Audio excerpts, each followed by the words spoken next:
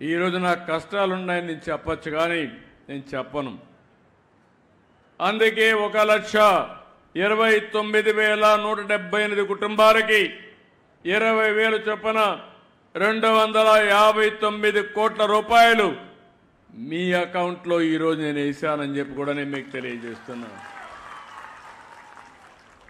నేను కూడా బటన్ నొక్కచ్చు, కానీ నేను బటన్ నొక్కలా. నేరుగా మీ దగ్గరకు వచ్చా, మీ సమక్షంలో మాట్లాడుతున్నా. మీ కష్టాలు నేను అర్థం చేసుకోవడానికి వచ్చాను. ఏదో వచ్చినప్పుడు ఇంత మునుపు ఉండే పాలకులు వచ్చుంటే ఇక్కడుండే మీ కొబ్బరి చెట్లు గోవిందా, ముందు కొబ్బరి చెట్లు వెళ్ళిపోయేటివి. అంటే ఒక నాయకుడు వస్తే ప్రజాహితం కోసం వచ్చినప్పుడు చెట్లు నరికేయడం, లేకుంటే ఎక్కడికక్కడ పరదాలు కట్టేయడం, అనేక సమస్యలు. ఇంకైతే కొంతమంది ఇంట్లో నుంచి బయట రానియకుండా నెత్తిన చేపెట్టడం, ఇలాంటివన్నీ కూడా నేను ఒక నెగతాళి చేయడం లేదు.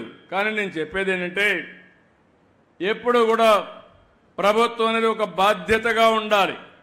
రైతులు అల్లాడుతూ ఉన్నారు. పెట్టుబడి సహాయం కింద కనీసం జగన్ ఉంటే 13,500 ఇచ్చేవాడు. జగన్ పోయాడు, 26,000 ఈయన ఇస్తానన్నాడు. ఆ 26,000 కూడా గాలికి ఎగిరిపోయింది అని చెప్పి ప్రతి రైతు కూడా చంద్రబాబు నాయుడు తిట్టుకుండా తిడతా ఉన్న పరిస్థితి కనిపిస్తూ ఉంది. వ్యవస్థలు పూర్తిగా అధ్వానమైన పరిస్థితులకి నీరుగారి. ఎక్కడా కూడా పెన్షన్ల విషయానికి చూస్తే ఈయన ముఖ్యమంత్రి కాక మునుపు 66,60,000 పెన్షన్లు. ఈ రోజుటికి 12 నెలల్లో జరిగిన పెరుగుదల ఏమిటి అని అంటే 4 లక్షల పెన్షన్లు తీసేయడం. పెరగాల్సింది పోయి ఒక కొత్త పెన్షన్ ఇవ్వకుండా 4 లక్షల పెన్షన్లు ఊడగొట్టడం. ఇది చంద్రబాబు నాయుడు చేసిన ఘనత. మరోవైపు కరప్షన్ చూస్తామా అంటే విడి కరప్షన్. ఏ గ్రామంలో చూసినా కూడా పక్కనే బెల్ట్ షాప్ కనిపిస్తుంది. గుడి పక్కన, బడి పక్కన, ఇంటి పక్కన బెల్ట్ షాపే కనిపిస్తుంది. ఏ బెల్ట్ షాప్లో చూసినా కూడా షాపుల కన్నా 20 రూపాయలు 15 రూపాయలు బాటిల్కి ఎక్కువ రేటుకు అమ్ముతూ ఉన్న పరిస్థితి మన కళ్ళ ముందనే కనిపిస్తుంది. ఇసుక కళ్ళ ఎదుటే కనిపిస్తూ ఉంది. మన హయాంలో కన్నా 2 రేట్లకి పెట్టి అమ్ముతూ ఉన్నారు. మన హయాంలో ఉన్న గవర్నమెంట్ కన్నా ఆదాయం వస్తాను నేను. ఇప్పుడు గవర్నమెంట్కి రూపాయి ఆదాయం లేదు. రేటు చూస్తే మనకన్నా 1.5 రెట్లు 2 రెట్లు ఈ రేట్లు ఎక్కువతో అమ్ముతూ ఉన్నారు.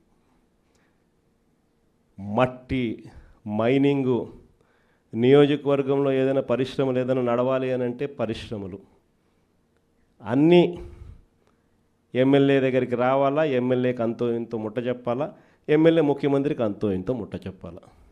నాకింత నీకింత అని రాష్ట్రాన్ని దోచుకొని తింటా ఉన్నారు మొత్తం రాష్ట్రం అంతా కూడా. ఇవన్నీ కూడా కళ్ళ ఎదుట కనిపిస్తూ ఉన్న పరిస్థితులు.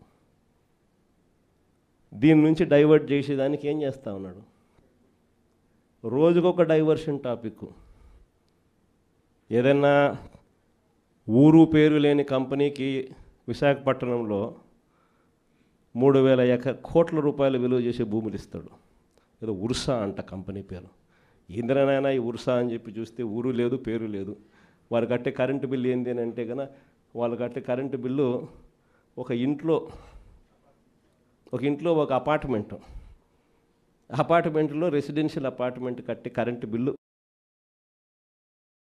యుద్ధ వాతావరణంలో ఈరోజు ఆంధ్ర రాష్ట్రంలో ప్రజలు బ్రతుకుతూ ఉన్న పరిస్థితులు కనిపిస్తూ ఉన్నాయి. ఇలాంటి దుర్మార్గమైన పాలన, రెడ్ బుక్ పాలన బహుశా ఎప్పుడు కూడా ఆంధ్ర రాష్ట్రంలో గతంలో ఎప్పుడు చూసి ఉండదు.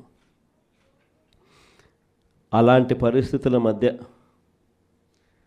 ప్రజాస్వామ్యాన్ని కూనీ చేయడం అంత సులువు కాదు. ప్రజల్లో వ్యతిరేకతను గొంతు పట్టుకొని నలపడం అంత సులభం కాదు. ఇచ్చిన మాటను